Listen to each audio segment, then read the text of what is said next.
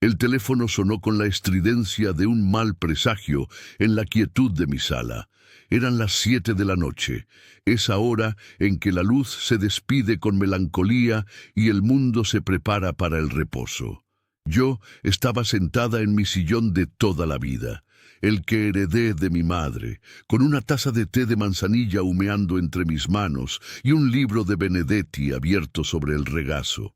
El silencio en mi casa de Guadalajara no era soledad sino paz, una paz ganada a pulso tras 71 años de vida, de amores, de duelos y sobre todo de aprendizajes. Pero esa llamada, lo supe en el instante en que el primer timbrazo rompió el encanto, venía a robarme esa calma. En la pantalla el nombre de mi nieta, Sofía, parpadeaba como una alerta. Mi corazón, ese viejo músculo entrenado en sobresaltos, dio un vuelco. Sofía no llamaba a estas horas, a menos que algo anduviera mal, muy mal. Contesté con la voz más serena que pude fabricar. «Hola, mi amor, ¿cómo estás?» Al otro lado de la línea, un sollozo ahogado fue la única respuesta. Luego, su voz, quebrada, delgada como un hilo a punto de romperse. «Abuela, Elena, tienes que venir, por favor, tienes que venir a Tepic». El nombre de la ciudad cayó en la habitación como una piedra en un estanque. Tepic. Hacía 6 meses que Sofía se había mudado allí, persiguiendo una promesa de amor y éxito que a mí nunca me olió bien.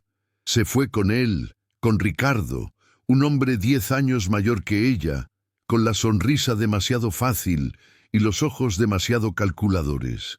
Un hombre que le hablaba de inversiones, de futuros brillantes y de una vida que, según él, solo se podía construir lejos de la familia que la había criado. «Mija, ¿qué pasa? Háblame por el amor de Dios», supliqué, sintiendo cómo el frío se me instalaba en los huesos. «No puedo, abuela. Por teléfono no. Es que Ricardo, yo no sé qué hacer. Tengo miedo». La palabra miedo en la voz de mi Sofía, mi niña valiente, la que se raspaba las rodillas y se levantaba sin una lágrima, fue suficiente. «Voy para allá, mi vida. No te muevas de la casa. Cierra bien la puerta y no le abras a nadie. Llego en la madrugada». Colgué antes de que pudiera protestar.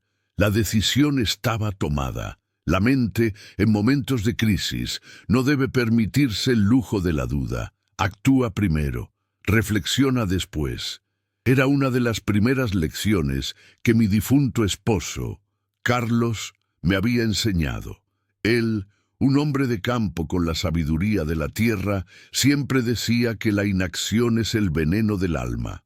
Mi primer impulso fue llamar a mi hermano Javier. Error. Javier es un buen hombre, pero su visión del mundo está teñida por el miedo. Para él, cada sombra esconde un ladrón y cada noche una tragedia. «Elena, ¿estás loca?», gritó al teléfono su voz retumbando con pánico. «¿Cómo se te ocurre manejar de noche a Tepic? ¿No ves las noticias? La carretera es una boca de lobo. Es peligroso. Es una insensatez». Le expliqué la llamada de Sofía, el temblor en su voz. «Pues que se aguante a mañana. Ya le dijimos que ese tipo no era de fiar». ¿Qué esperaba? Se fue detrás de un pelafustán que le prometió la luna y las estrellas, conduciendo un BMW último modelo que seguro ni era suyo. Es su error. Que aprenda. La dureza de sus palabras me dolió, pero entendía su origen. Era el miedo hablando, el miedo a perderme a mí, a que algo le pasara a la única familia que le quedaba. «Javier, es mi nieta, es la hija de mi hija. No hay nada que discutir, solo te llamaba para que supieras». Silencio. Sabía que estaba luchando contra su propio instinto protector. «Por favor, Elena, no vayas, te lo ruego. Algo me dice que esta noche no es buena para viajar. Espera a que amanezca. Voy contigo si quieres, pero mañana». Su súplica era genuina, cargada de una angustia que casi me hizo flaquear. «No puedo, hermanito, no puedo dejarla sola con ese miedo una noche entera. Unas horas pueden ser una eternidad cuando se tiene miedo. Voy a ir con cuidado. Te llamo en cuanto llegue». Colgué y me quedé de pie en medio de la sala, el eco de la advertencia de Javier resonando en mis oídos. ¿Estás loca? Quizás sí. Quizás una mujer de mi edad no debería lanzarse a la carretera en plena noche. Pero el amor no entiende de edades ni de prudencia. El amor es una fuerza de la naturaleza, un instinto primario que te obliga a proteger a los tuyos. Miré el retrato de mi hija, fallecida hacía 10 años, y le hice una promesa silenciosa. Voy a cuidar de tu niña, pase lo que pase. Fui a mi habitación y abrí el armario. Elegí ropa cómoda pero resistente, unos pantalones de mezclilla, una blusa de algodón y mi chamarra de siempre. Abrí el viejo baúl de madera al pie de mi cama y saqué una pequeña caja de metal. Dentro estaban mis ahorros de emergencia, el dinero que Carlos y yo habíamos juntado durante años, para las tormentas, como él decía. Tomé una parte, lo suficiente para cualquier imprevisto. Luego, de mi joyero, saqué el único lujo que me permitía, un reloj Cartier que Carlos me regaló en nuestro 25º aniversario. No por su valor monetario, sino por lo que representaba. Tiempo, amor y resistencia. Me lo abroché en la muñeca como si fuera una armadura. Antes de salir, me detuve frente al espejo del recibidor. Vi a una anciana, sí, con el pelo blanco, las arrugas como mapas de una vida larga y la mirada cansada. Pero dentro de esos ojos vi también la chispa de la leona que siempre he sido, la mujer que sacó adelante a su familia, que enfrentó la enfermedad y la pérdida, y que no se iba a dejar intimidar por una carretera oscura ni por un hombrecillo con ínfulas de grandeza. Tomé las llaves de mi camioneta, una vieja Ford que nunca me había fallado, y abrí la puerta. La noche de Guadalajara me recibió con un abrazo fresco. El cielo estaba despejado, lleno de estrellas. No había nada que indicara un mal augurio, solo la advertencia de mi hermano, que ahora se sentía como una superstición. El miedo es una elección, Elena, me dije a mí misma, y yo elijo la fe.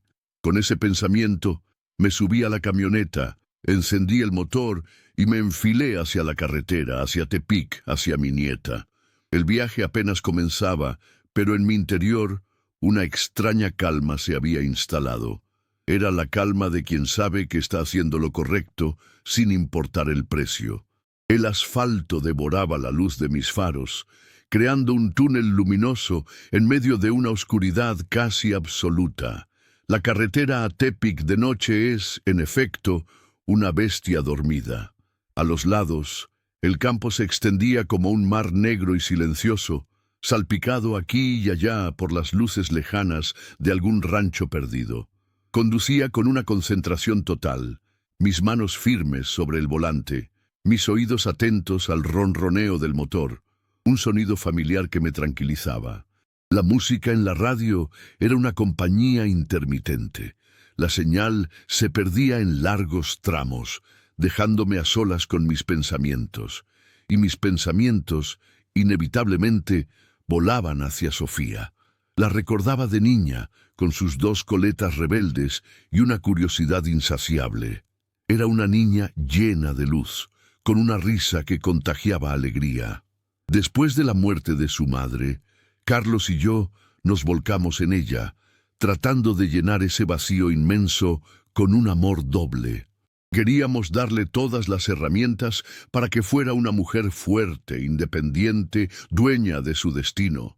Le pagamos la mejor educación que pudimos, celebramos cada uno de sus logros.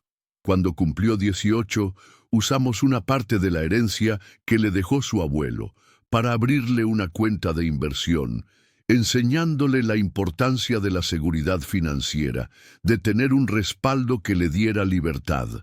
La libertad, mi hija, le decía yo, empieza por no deberle nada a nadie. ¿En qué momento se torció todo? Cuando empezó a creer que el valor de una persona se medía por lo que aparentaba y no por lo que era. Supongo que Ricardo tuvo mucho que ver. Lo conoció en una galería de arte, un ambiente que él frecuentaba para cazar presas como ella, jóvenes, con algo de dinero y una enorme necesidad de validación. Él llegó con su discurso de emprendedor exitoso, de visionario de los negocios.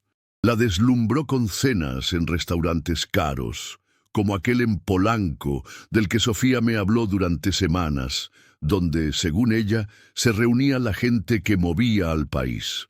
Le regaló un bolso de diseñador, creo que un Louis Vuitton, que ella exhibía con un orgullo que a mí me partía el alma, porque sabía que no era el bolso lo que la hacía feliz, sino lo que creía que representaba. La fue aislando poco a poco, convenciéndola de que nuestras preocupaciones eran anticuadas, que no entendíamos su mundo de altas finanzas y oportunidades únicas. La última vez que la vi, antes de que se fuera a Tepic, tuvimos una discusión. Le dije que el amor verdadero no te pide que renuncies a quien eres ni a quienes te aman. Tú no lo entiendes, abuela, me respondió con una frialdad que me heló. Ricardo y yo estamos construyendo un imperio. Tú te conformaste con una vida pequeña. Yo aspiro a más. Esas palabras, vida pequeña, se me clavaron como astillas. Mi vida con Carlos, mi vida de trabajo, de sacrificios, de amor honesto, ¿era pequeña a sus ojos? No la culpé. La culpa era de él, de ese encantador de serpientes que le había vendido un sueño de oropel.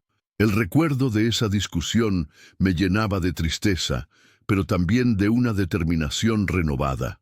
No iba a permitir que ese hombre destruyera a mi nieta, no iba a dejar que apagara su luz. Un tráiler me rebasó a toda velocidad, sacudiendo mi camioneta y sacándome de mis cavilaciones. El corazón me dio un brinco. La advertencia de Javier volvió a mi mente. Con cuidado, Elena, con mucho cuidado, me susurré. Reduje un poco la velocidad, aferrándome al volante con más fuerza.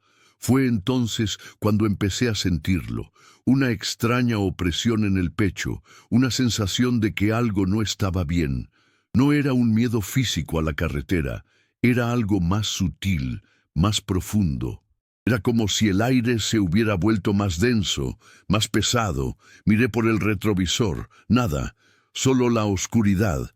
Miré hacia adelante, la cinta de asfalto y la negrura, pero la sensación persistía. Era una inquietud que me erizaba la piel. Traté de racionalizarlo. Era la preocupación por Sofía, el cansancio del viaje, la soledad de la noche. Pero mi instinto, ese viejo amigo que rara vez me ha fallado, me decía que era algo más. Fue en ese momento, en el tramo más solitario del camino, lejos de cualquier luz o señal de civilización, cuando sucedió. Al principio fue solo un destello en el rabillo del ojo. Levanté la vista hacia el cielo y lo que vi me hizo pisar el freno instintivamente, deteniendo la camioneta en el acotamiento. El motor seguía en marcha, su vibración era lo único que me anclaba a la realidad, porque lo que estaba viendo arriba, en el lienzo negro del firmamento, no parecía real, era un círculo, un anillo perfecto, inmenso, que brillaba con una luz anaranjada y rojiza, como si alguien hubiera prendido fuego a los bordes de un agujero en el cielo. No era un avión, no era un satélite, no era un meteoro. No se movía, simplemente estaba ahí, suspendido, pulsando con una luz suave y silenciosa. Era aterrador y al mismo tiempo extrañamente hermoso. Me quedé sin aliento, con los ojos fijos en el fenómeno, sintiendo una mezcla de asombro y un pavor primordial. ¿Era esto de lo que mi hermano me advertía? ¿Era una señal, un presagio? Mi mente lógica buscaba explicaciones. Un reflejo, un fenómeno atmosférico, algo con una explicación científica. Pero mi corazón, mi alma, sentían otra cosa. Sentían que estaba presenciando algo que trascendía mi entendimiento. Me bajé de la camioneta, el aire frío de la noche me golpeó la cara. El silencio era absoluto, roto solo por el ralentí del motor. El círculo de fuego seguía allí, imponente, vigilante. Y en lugar de sentirme pequeña e insignificante bajo su inmensidad, ocurrió algo inesperado. El miedo se fue. La opresión en mi pecho se disolvió. y en su lugar, una oleada de una fuerza increíble me recorrió de pies a cabeza. No sé cuánto tiempo estuve allí, de pie en medio de la nada, contemplando aquel espectáculo imposible. Pudo haber sido 1 minuto o 1 hora. El tiempo pareció detenerse. En ese momento sentí una conexión profunda con algo mucho más grande que yo. Sentí que no estaba sola en esa carretera, que no estaba sola en mi lucha. Aquel círculo de fuego no era una advertencia para que diera la vuelta. Al contrario, lo sentí como una confirmación. Era un faro en la oscuridad, un símbolo de que mi propósito era claro y de que tenía la fuerza para cumplirlo. Era como si el universo me estuviera diciendo, adelante, no temas, el camino está iluminado. Una paz profunda, una certeza inquebrantable, se apoderó de mí. Volví a subir a la camioneta, pero ya no era la misma mujer que se había bajado. La anciana, asustada y preocupada, se había quedado en el acotamiento. La que ahora sostenía el volante era una guerrera. Encendí las luces altas, puse la camioneta en marcha y volví a la carretera. El círculo de fuego seguía en el cielo como un guardián silencioso. Conduje el resto del camino bajo su extraña luz, con una nueva energía, una nueva fe. Ya no había dudas, ya no había miedos. Solo había una misión: rescatar a mi nieta. Cuando las primeras luces de Tepic aparecieron en el horizonte, el círculo de fuego comenzó a desvanecerse lentamente, como si su trabajo hubiera terminado. Se disolvió en el azul naciente del alba, dejando tras de sí un cielo limpio y la promesa de un nuevo día. Entré a la ciudad sintiéndome más fuerte y más lúcida que nunca. La noche había sido larga y extraña, pero me había dado el regalo más preciado, la convicción absoluta de que, a pesar de todo, no estaba sola, y de que la justicia, como el amanecer, siempre encuentra la manera de abrirse paso. La dirección que Sofía me había dado me llevó a un fraccionamiento de clase media alta, de esos con casas idénticas que intentan vender una idea de exclusividad. Eran las 5 de la mañana y el silencio era denso, casi palpable. Encontré la casa, un dúplex con un pequeño jardín descuidado al frente. Todas las luces estaban apagadas. Por un momento, el miedo intentó regresar. ¿Y si no estaba? ¿Y si Ricardo se la había llevado? Aparté esos pensamientos de mi mente. Concéntrate, Elena. Un paso a la vez. Me estacioné frente a la casa y apagué el motor. Me tomé un segundo para respirar hondo, para invocar la fuerza que había sentido en la carretera. Luego me bajé y caminé hacia la puerta. Toqué el timbre, un sonido que pareció un disparo en la quietud de la madrugada. Esperé. Nada. Volví a tocar, esta vez con más insistencia. Finalmente, escuché un ruido dentro, pasos arrastrados, y la luz del porche se encendió. La puerta se abrió una rendija y el rostro de mi nieta apareció en ella. El alivio que sentí al verla fue tan inmenso que casi me dobla las rodillas. Pero ese alivio se transformó inmediatamente en una punzada de dolor. No era mi Sofía. La chica que me miraba tenía los ojos hinchados y enrojecidos, ojeras oscuras como moretones y una palidez enfermiza. Había perdido peso, y el brillo de su mirada, esa chispa de vida que siempre la había caracterizado, se había extinguido. Llevaba puesta una pijama de seda que parecía demasiado grande para su cuerpo encogido. «Abuela», susurró, y su voz se rompió. Abrió la puerta por completo y se lanzó a mis brazos, sollozando con la desesperación de un niño perdido. La abracé con todas mis fuerzas, sintiendo su fragilidad, su cuerpo temblando contra el mío. «Ya estoy aquí, mi amor, ya estoy aquí. Todo va a estar bien», le susurraba al oído mientras le acariciaba el pelo enmarañado. La guié hacia adentro y cerré la puerta. El interior de la casa era un reflejo del estado de mi nieta, un desorden caótico, ropa tirada por los sillones, platos sucios en la mesita de centro, una botella de vino vacía en el suelo. El aire estaba viciado, olía a tristeza y a abandono. En medio de todo ese caos, destacaban objetos que chocaban con el ambiente, un equipo de sonido de última generación, una pantalla de televisión enorme, un par de cajas con el logo de Gucci en un rincón, la fachada de una vida exitosa que se desmoronaba por dentro. ¿Dónde está él?, pregunté en voz baja sin soltarla. Salió, dijo ella, separándose de mí y secándose las lágrimas con el dorso de la mano. Dijo que tenía una junta de negocios muy importante en Puerto Vallarta. Se fue anoche. La mentira era tan obvia que casi me dio lástima. No había ninguna junta. Simplemente la había abandonado a su suerte. La hice sentarse en el sofá y fui a la cocina a prepararle un té. Mientras el agua se calentaba, observé el lugar. La cocina, supuestamente moderna y equipada, estaba igual de descuidada. Sobre la barra de granito, junto a una cafetera de lujo, había una pila de papeles. Me acerqué, movida por la curiosidad. Eran estados de cuenta de tarjetas de crédito, avisos de cobro, cartas de un despacho de abogados. Todos a nombre de Sofía. Las cifras eran astronómicas, deudas que superaban con creces lo que ella podría ganar en años. Sentí una rabia fría recorrer mis venas. Este hombre no solo le había robado la alegría, le estaba robando el futuro. Volví a la sala con 2 tazas de té. Sofía estaba acurrucada en el sofá, abrazando un cojín. Le entregué la taza y me senté a su lado. Ahora sí, mija, cuéntamelo todo, desde el principio. Y entonces las palabras empezaron a brotar, al principio con dificultad, luego como un torrente imparable. Me contó cómo Ricardo la había convencido de invertir todos sus ahorros, el dinero de la cuenta que su abuelo le dejó, en un negocio infalible de criptomonedas. Me contó cómo, poco a poco, la fue convenciendo de sacar préstamos, de usar las tarjetas de crédito para apalancar las inversiones. Él manejaba todo, él tenía las claves, él era el genio financiero. Al principio, todo parecía ir bien.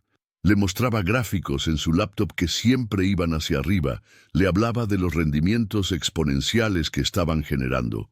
La llevó a un viaje a Beverly Hills, se hospedaron en un hotel de lujo, le compró ropa cara. La hizo sentir que estaba en la cima del mundo. Él decía que éramos un equipo, abuela, que estábamos construyendo nuestro futuro. Yo le creí, le entregué todo. Pero hace unos meses las cosas empezaron a cambiar. Ricardo se volvió irritable, distante. Las llamadas de los bancos se hicieron más frecuentes. Cuando ella le preguntaba por el dinero, él la acusaba de no confiar en él, de ser una mentalidad pequeña, de no entender la volatilidad del mercado. La manipulaba, la hacía sentir culpable, estúpida.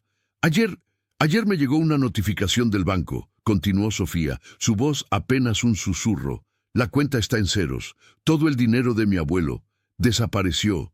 Los préstamos, las deudas, todo está a mi nombre. Lo confronté, le grité y él me empujó, abuela. Me dijo que era una inútil, que todo era mi culpa por presionarlo. Tomó su maleta y se fue. Se levantó la manga de la pijama y me mostró un moretón en su brazo. La imagen de esa marca violeta en la piel de mi nieta encendió en mí un fuego que pensé que ya no poseía. En ese momento, todo mi ser se enfocó en un solo objetivo: justicia.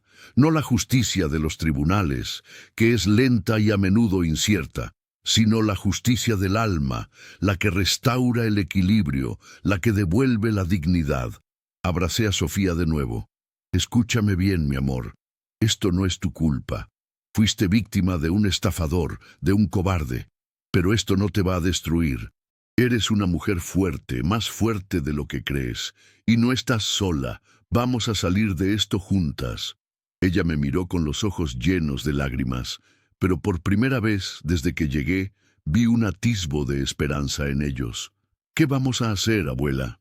Lo primero, dije poniéndome de pie, es limpiar este lugar. No podemos pensar con claridad en medio de este desorden. Vamos a abrir las ventanas, a dejar que entre el sol. Vamos a sacar toda la basura que este hombre dejó atrás. Y luego, con la cabeza fría, vamos a hacer un plan. Mi voz sonaba firme, segura. La guerrera que nació en la carretera bajo el círculo de fuego estaba lista para la batalla. Mientras Sofía se daba una ducha, yo comencé la tarea de poner orden. No era solo una limpieza física, era un ritual. Cada objeto que pertenecía a Ricardo, cada prenda de ropa, cada papel con su nombre, lo metía en bolsas de basura. Estaba exorcizando su presencia de la casa, reclamando el espacio para mi nieta. Abrí todas las ventanas y la brisa fresca de la mañana comenzó a ventilar la habitación, llevándose el olor a encierro y a desesperación. Cuando Sofía salió del baño, envuelta en una bata, parecía otra persona. El agua caliente y el jabón habían borrado parte del cansancio de su rostro. Le preparé un desayuno nutritivo, huevos con jamón y un jugo de naranja fresco. Tienes que comer, mija. Necesitas recuperar tus fuerzas. La mente no funciona bien si el cuerpo está débil. Comió en silencio, con la mirada perdida. Sabía que estaba procesando todo, que el shock inicial estaba dando paso a la cruda realidad de su situación. No la presioné. Le di su espacio. Después de desayunar, nos sentamos a la mesa de la cocina, que yo ya había despejado y limpiado. Puse frente a ella una libreta y una pluma. Muy bien. Ahora vamos a hacer un inventario del daño. Necesito que anotes todo lo que recuerdes. Nombres de las supuestas empresas, fechas de las transferencias, montos de los préstamos, números de las tarjetas. Todo, cada detalle, por pequeño que sea, puede ser importante. Al principio le costó trabajo. La vergüenza y el dolor la bloqueaban. Me siento tan tonta, abuela. No eres tonta, le respondí con firmeza. Fuiste demasiado confiada, que es diferente. La confianza es una cualidad hermosa, Sofía. El problema es que se la entregaste a la persona equivocada. Pero eso no te define. Lo que te define es lo que hagas a partir de ahora. Mis palabras parecieron darle un ancla. Empezó a escribir lentamente al principio. Luego, con más fluidez, como si al ponerlo en papel, estuviera sacando el veneno de su sistema. Mientras ella escribía, yo tomé mi teléfono y llamé a Javier. Se lo conté todo, sin omitir detalles. Escuchó en silencio y pude sentir su furia creciendo al otro lado de la línea. Cuando terminé, su voz era grave. Ese malnacido sabía que no era trigo limpio. Una vez intentó hacer negocios conmigo, proponiéndome un esquema de inversión que olía a fraude a kilómetros. Lo mandé por un tubo, pero veo que encontró a alguien más vulnerable. Elena, esto es serio. Esas deudas son legales, están a su nombre. Lo sé, Javier, pero tiene que haber una manera. Este hombre cometió fraude, abuso de confianza. Lo sé, hermana. Y lo vamos a demostrar. Escúchame, tengo un viejo amigo en Tepic, un abogado de los de antes, de los que no se andan con rodeos. Se llama Ramiro Morales, es un perro de presa cuando se trata de defender a los inocentes. Le voy a llamar ahora mismo. Le diré que vas de mi parte. No muevan un dedo hasta que hablen con él. La llamada de Javier fue un bálsamo. Saber que no estábamos solas en el aspecto legal me dio una nueva perspectiva. Ahora teníamos un aliado. Mientras Sofía terminaba de escribir, yo me puse a revisar los papeles que había encontrado. Eran un laberinto de jerga financiera, diseñado para confundir. Pero entre todos esos documentos encontré algo que me llamó la atención. Era el borrador de un contrato de compraventa de un terreno en la Riviera Nayarit, a nombre de Ricardo. Estaba fechado de hacía 2 semanas, y la cantidad era muy elevada, curiosamente similar a la suma total del dinero que Sofía había perdido. Mi corazón empezó a latir con fuerza. No era una criptomoneda, no era una inversión abstracta en la nube, era algo tangible. Había usado el dinero de Sofía para comprar una propiedad para él. Era la prueba que necesitábamos. Cuando Sofía terminó de escribir, tenía varias hojas llenas de información. Bien hecho, mi amor, le dije, tomando las hojas. Esto es nuestra munición. Le mostré el contrato que había encontrado. Sus ojos se abrieron como platos. Ese era nuestro sueño. Me dijo que estaba buscando un terreno para construir nuestra casa. La crueldad del engaño la golpeó con una nueva fuerza, pero esta vez la tristeza venía mezclada con rabia. Y la rabia es un motor mucho más potente que la autocompasión. Esa tarde recibí la llamada del licenciado Morales. Su voz era como la de mi hermano, directa y sin adornos. Doña Elena, Javier ya me puso al tanto. Lamento mucho por lo que están pasando su nieta y usted. Estos depredadores financieros son una plaga. ¿Pueden venir a mi despacho mañana a las 9? Ahí estaremos, licenciado. Muchas gracias. No hay de qué. Tráiganme todo lo que tengan, cada papel, cada mensaje de texto, cada recuerdo, y dígale a su nieta que levante la cabeza. La batalla apenas empieza, pero a mí nunca me ha gustado perder. Colgué el teléfono con una sensación de optimismo que no había sentido en mucho tiempo. Teníamos un plan, teníamos un aliado, y lo más importante, nos teníamos la una a la otra. Esa noche preparé una cena ligera y nos sentamos a comer en silencio. Un silencio cómodo, de complicidad. Después de cenar, Sofía se acercó a mí. Abuela, gracias. Si no hubieras venido, no sé qué habría hecho. Tenía tanto miedo. Me sentía tan sola. Nunca más vas a estar sola, mija, le dije, abrazándola. Somos familia, y la familia es un ejército de uno solo cuando es necesario. Antes de irnos a dormir, me asomé a la ventana. El cielo estaba claro, lleno de las mismas estrellas que me habían acompañado en el camino.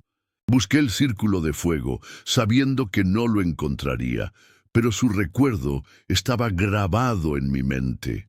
No era un presagio de maldad, sino un faro de poder.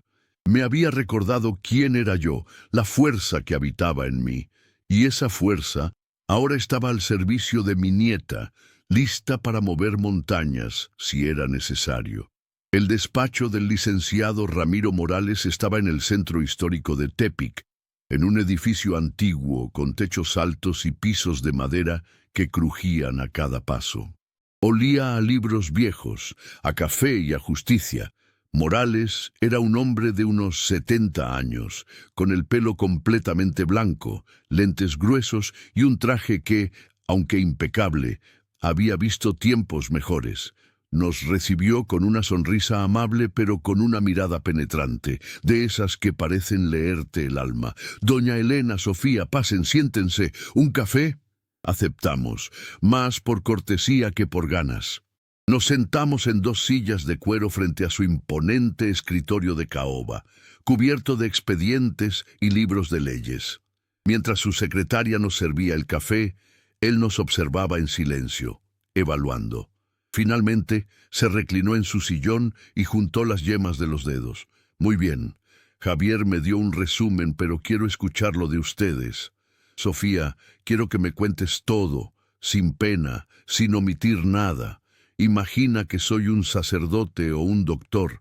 Lo que se dice aquí, aquí se queda. Pero necesito la verdad completa para poder ayudarlas. Sofía, que había estado nerviosa y encogida, pareció encontrar una fuerza inesperada ante la calma profesional del abogado. Con una voz que temblaba al principio, pero que fue ganando firmeza, relató su historia.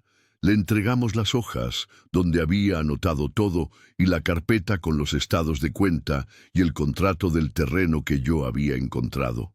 Morales escuchaba con una atención absoluta, sin interrumpir, asintiendo de vez en cuando, sus ojos fijos en mi nieta. Cuando Sofía terminó, un silencio pesado llenó la oficina. Morales se tomó su tiempo, revisando los papeles uno por uno. Leía cada línea, cada cifra, con una concentración de cirujano. Finalmente, se quitó los lentes y los limpió con un pañuelo. Bueno, dijo, su tono ahora más duro. El panorama es claro. Este sujeto, Ricardo, es un manual andante del estafador. Seduce, aísla a la víctima de su red de apoyo, crea una dependencia emocional y financiera, y luego, cuando ha exprimido todo lo que puede, desaparece. El método es clásico, casi de libro de texto. Miró a Sofía con compasión. «Mija, no tienes nada de qué avergonzarte. Caíste en la trampa de un profesional, un depredador. La buena noticia es que los profesionales siempre cometen errores. Son arrogantes. Creen que son más listos que nadie, y esa arrogancia es la que nos va a permitir atraparlo». Señaló el contrato del terreno. «Esto», dijo, golpeando el papel con el dedo, «es su error, su gran error. Usó el dinero directamente para comprar un bien a su nombre. Eso se llama lavado de dinero y fraude. Podemos rastrear las transferencias desde tus cuentas hasta la cuenta del vendedor del terreno. Es un hilo directo, una prueba irrefutable». Un peso enorme se levantó de mis hombros. «Entonces, ¿podemos hacer algo?», pregunté. «Podemos hacer mucho, doña Elena», respondió Morales, una sonrisa de tiburón asomando en sus labios. «Vamos a atacar por dos frentes. El primero, el civil. Vamos a demandarlo por fraude y abuso de confianza, buscando la anulación de todos los préstamos y deudas y la restitución del dinero. El segundo, y este es el que más le va a doler, es el penal. Vamos a presentar una denuncia formal ante el Ministerio Público. Con las pruebas que tenemos, es muy probable que giren una orden de aprehensión en su contra. A este tipo de gente no le asustan las deudas, están acostumbrados a ellas. Lo que les aterroriza es la cárcel». La palabra cárcel flotó en el aire. Vi a Sofía estremecerse. A pesar de todo el daño, la idea de ver al hombre que había amado tras las rejas era impactante. «No te preocupes, mija», dijo Morales, adivinando sus pensamientos. «La justicia no es venganza, es equilibrio. Este hombre te quitó tu patrimonio, tu paz y tu confianza. Lo justo es que enfrente las consecuencias de sus actos». El plan de Morales era meticuloso. «Primero, vamos a congelar sus cuentas. Con una orden judicial podemos impedir que mueva el dinero de la venta de ese terreno si es que planea venderlo rápido. Segundo, necesitamos más pruebas de su modus operandi. ¿Sabes si ha hecho esto antes? ¿Conoces a alguna otra de sus socias?» Sofía negó con la cabeza. Se cuidaba mucho de hablar de su pasado. Siempre era vago. «No importa», dijo Morales. «Yo tengo mis propios métodos para investigar. Con su nombre completo y su fecha de nacimiento, puedo averiguar hasta de qué color eran sus pañales». Su confianza era contagiosa. Empezamos a sentir que el control de la situación estaba volviendo a nuestras manos. «Ahora, lo más importante», continuó el abogado. «Ricardo va a intentar contactarte, Sofía. Cuando vea que sus cuentas están bloqueadas y que hay una demanda, se va a desesperar. Puede que te llame suplicando o amenazando. No debes contestarle. Cualquier comunicación la grabas y me la mandas a mí. No le des ninguna información. No dejes que te manipule de nuevo. A partir de ahora, yo soy tu voz y tu escudo». Salimos de ese despacho casi 3 horas después, sintiéndonos agotadas, pero con un camino claro frente a nosotros. El licenciado Morales no nos cobró nada por la consulta. «Consideren esto un favor para mi amigo Javier. Ya hablaremos de honorarios cuando recuperemos el dinero. Ahora váyanse a casa y descansen. Dejen que yo me encargue del monstruo». De camino a casa, Sofía estaba inusualmente callada. «¿En qué piensas, mi amor?», le pregunté. «Pienso en lo ciega que fui», respondió con voz queda. «Todas las señales estaban ahí, abuela. Su insistencia en que pusiera todo a mi nombre, por cuestiones fiscales», decía. «Sus llamadas misteriosas. Su negativa a presentarme a su familia. Yo no quise ver, preferí creer en el cuento de hadas. El corazón a veces nos hace malas jugadas, mija. Se enamora de la idea de una persona, no de la persona en sí. Pero lo importante es que ya abriste los ojos. Y esa es una lección que te servirá toda la vida». Cuando llegamos al fraccionamiento, Una camioneta de mudanzas estaba estacionada frente a la casa. Mi primer pensamiento fue que Ricardo había vuelto para llevarse las cosas. Pero entonces vi a Javier bajando de su coche, que estaba estacionado detrás. Se acercó a nosotras con una sonrisa. «¿Qué es todo esto?», pregunté confundida. «Pues, ¿qué más?», dijo abrazándome. No iba a dejarlas solas en esto. Y pensé que el primer paso para empezar de nuevo es cambiar de aires. Les alquilé un pequeño departamento amueblado en una zona más tranquila. Esta casa tiene demasiados malos recuerdos. Vamos a empacar lo que es tuyo, Sofía, y a dejar atrás todo lo que huela a ese infeliz.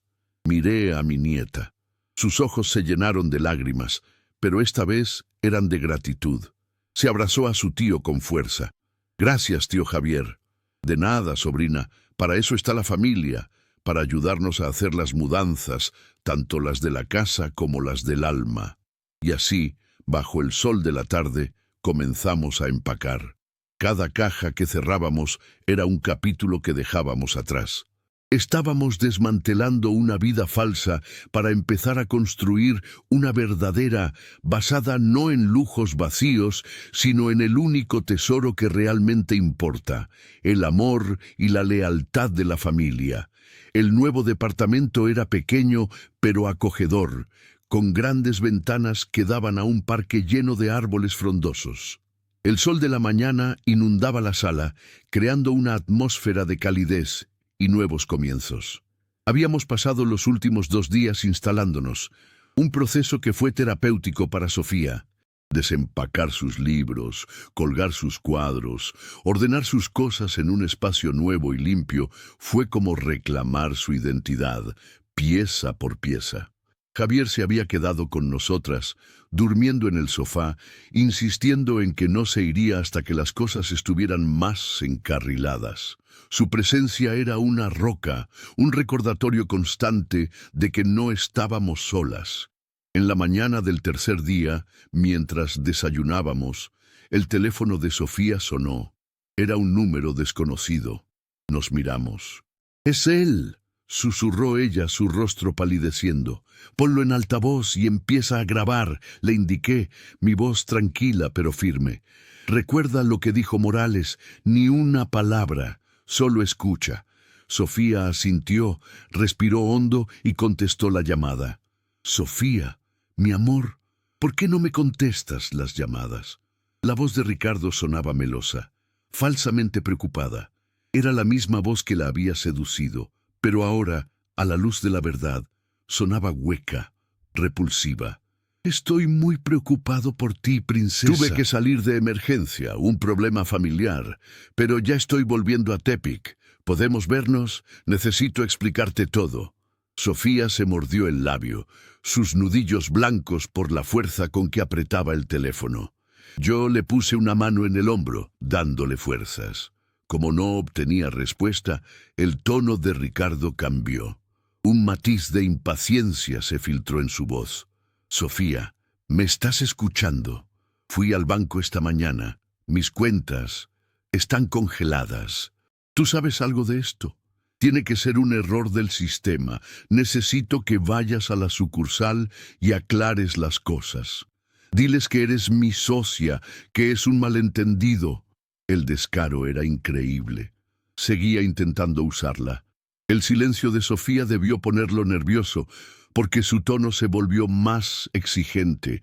«Contéstame, Sofía, ¿qué diablos está pasando? ¿Hablaste con alguien?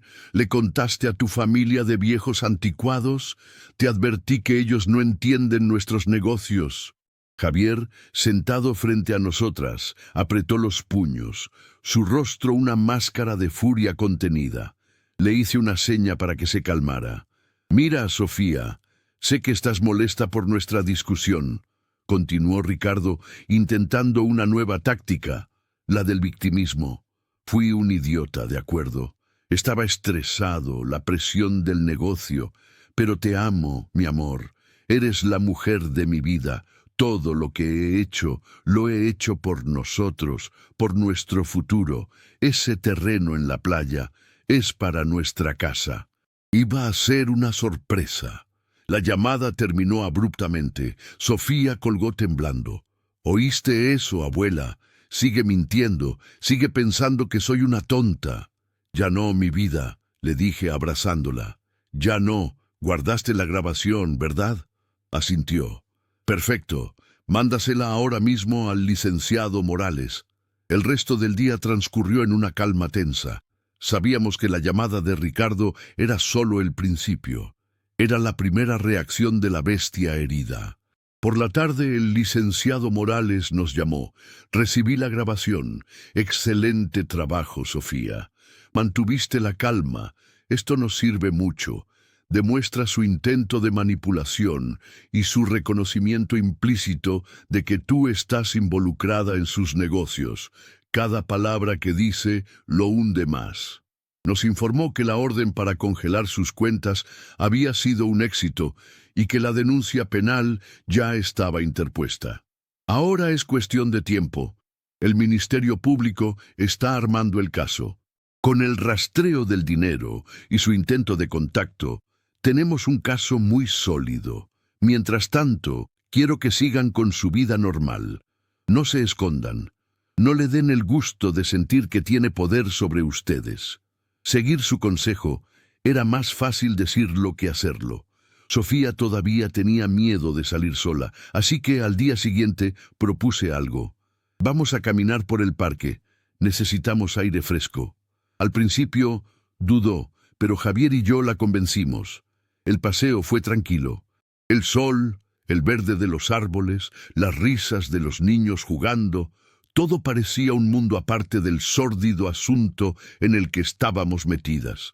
Mientras caminábamos, hablábamos de cosas triviales, del futuro. Sofía mencionó que, cuando todo esto terminara, le gustaría volver a estudiar, quizás terminar su carrera de diseño de interiores. Verla hacer planes, por pequeños que fueran, fue como ver los primeros brotes verdes después de un largo invierno. De repente, Javier se detuvo. «¿Ese de ahí no es el coche de ese tipo?». Señaló discretamente hacia un BMW blanco estacionado al otro lado de la calle. Mi corazón dio un vuelco. Dentro del coche, un hombre con gafas de sol nos observaba. Era él, Ricardo. Nos había encontrado. El pánico se apoderó de Sofía, que se aferró a mi brazo. «Tranquila», dije en voz baja pero firme, mi mente trabajando a toda velocidad. «No vamos a correr, no vamos a mostrarle miedo. Vamos a caminar tranquilamente de vuelta al departamento. Javier, llama a Morales, dile que está aquí, que nos está vigilando». Javier asintió y, disimuladamente, sacó su teléfono. Emprendimos el camino de regreso, caminando despacio, con la cabeza en alto. Podía sentir su mirada clavada en nuestra espalda. Era un acto de intimidación, un intento de recordarnos que todavía estaba ahí, que podía llegar a nosotras, pero el efecto que logró fue el contrario.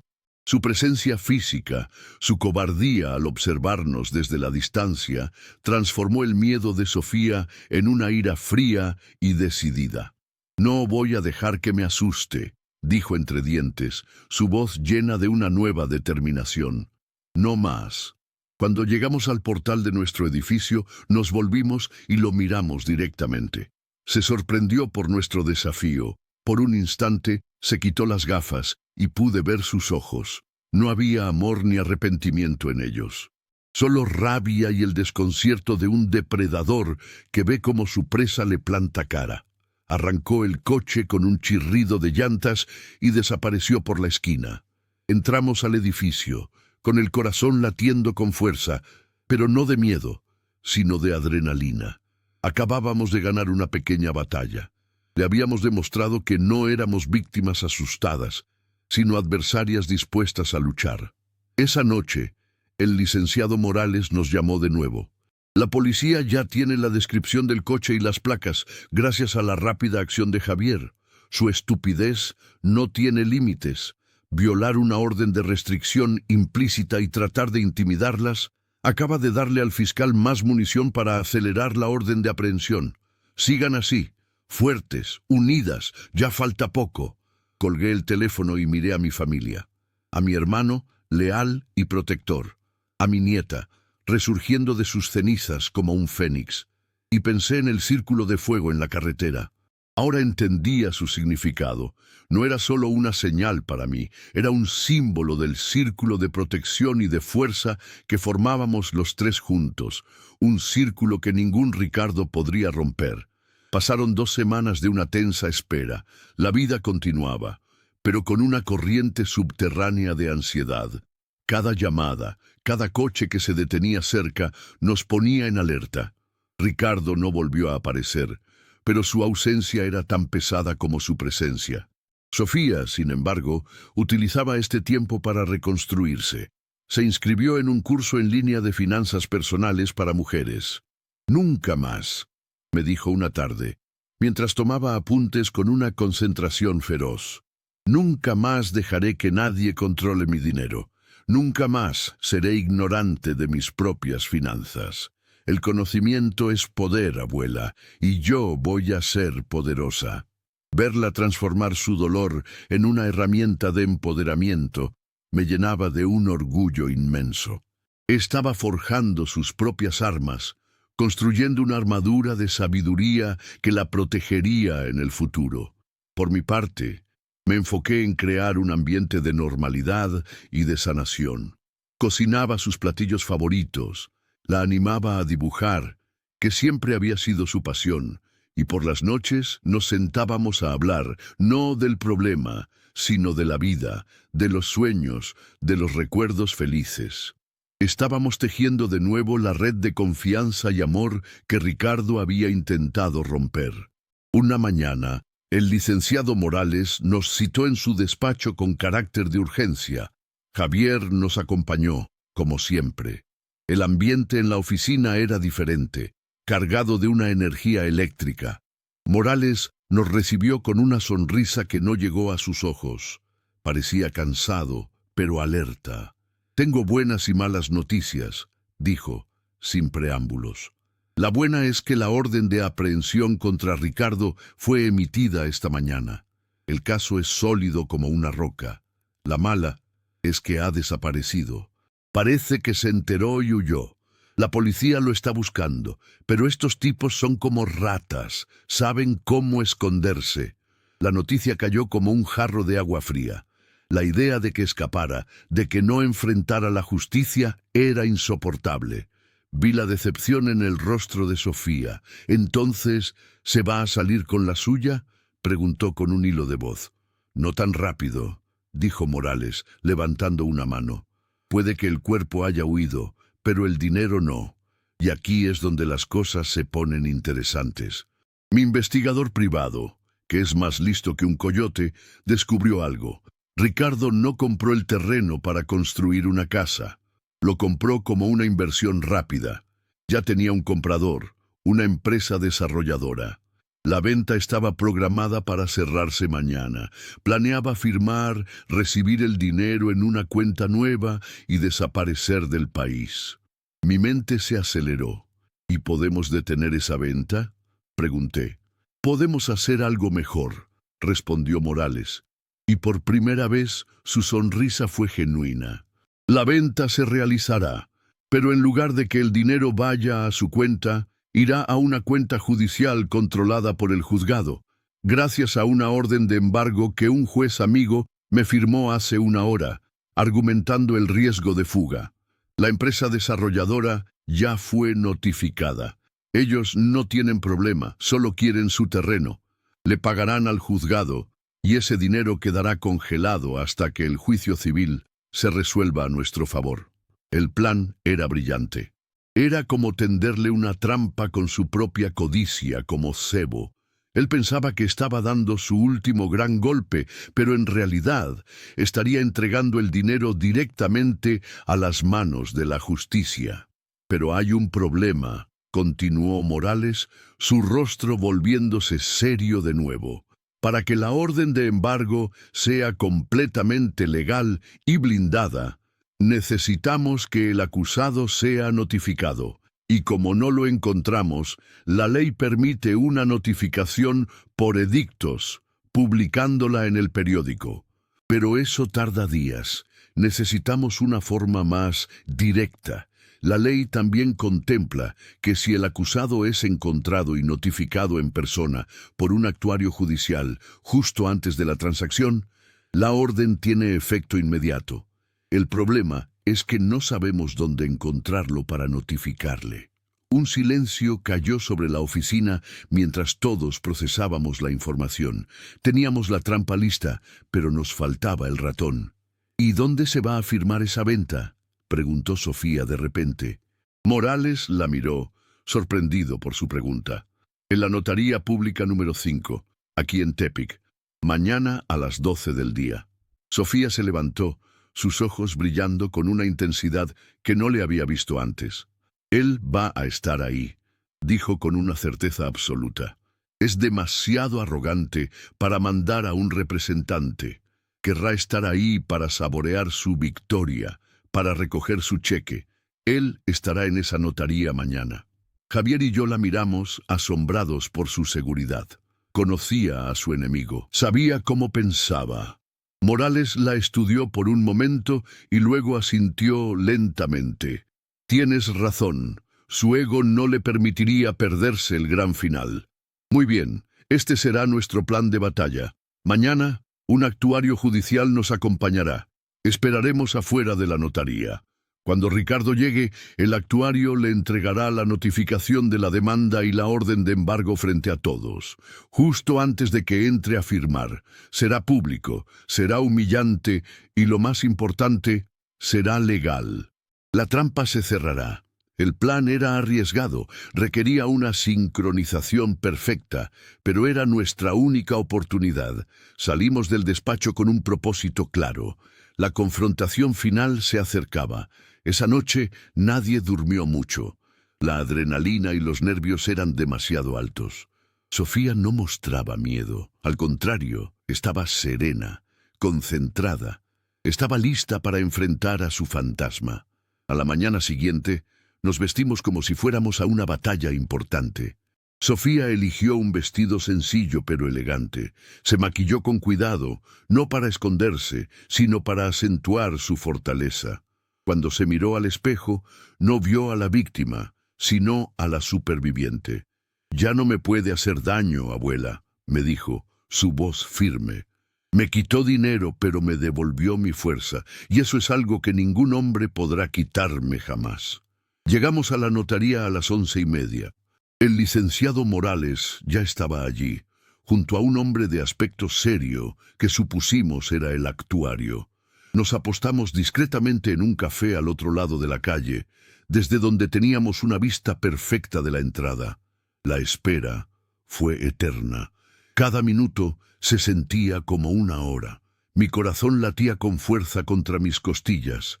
A las 12:05, un taxi se detuvo frente a la notaría, y de él bajó Ricardo. Se había afeitado, vestía un traje caro y caminaba con la arrogancia de un conquistador. No nos vio. Estaba demasiado ocupado mirando el edificio, saboreando su triunfo anticipado. En el momento en que puso un pie en la acera, Morales dio la señal. El actuario cruzó la calle, seguido por nosotros a una distancia prudente. «Ricardo Hernández», dijo el actuario con voz fuerte y clara. Ricardo se giró, sorprendido. Su sonrisa se congeló cuando nos vio detrás del funcionario. El actuario le extendió unos papeles. «Queda usted formalmente notificado de la demanda civil y la denuncia penal en su contra. Asimismo, se le notifica del embargo precautorio sobre los fondos de la transacción que está a punto de realizar». La cara de Ricardo pasó del desconcierto a la incredulidad y luego a una furia púrpura. Miró los papeles, luego a Sofía, sus ojos llenos de veneno. «¡Tú, zorra!», siseó. Antes de que pudiera decir o hacer algo más, una patrulla que Morales había prevenido se detuvo a su lado. 2 policías se bajaron. «Ricardo Hernández, tiene una orden de aprehensión en su contra. Queda usted detenido». Mientras le ponían las esposas, su mirada se cruzó con la de Sofía. En sus ojos ya no había arrogancia, solo la patética derrota de un cobarde expuesto. Sofía lo sostuvo la mirada, sin odio, sin miedo, solo con la calma serena de quien ha cerrado un ciclo y ha ganado la guerra. Lo vimos ser subido a la patrulla y alejarse, convirtiéndose en un mal recuerdo que se desvanecía en la distancia.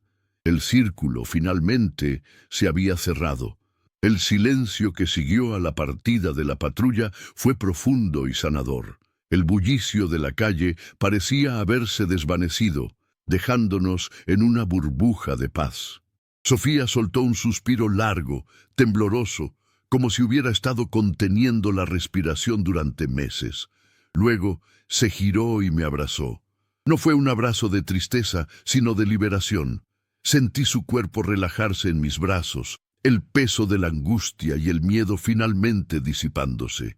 Javier se unió al abrazo y por un momento fuimos solo nosotros tres en medio de la acera. Una familia que había capeado la peor de las tormentas y había salido del otro lado, más unida y más fuerte.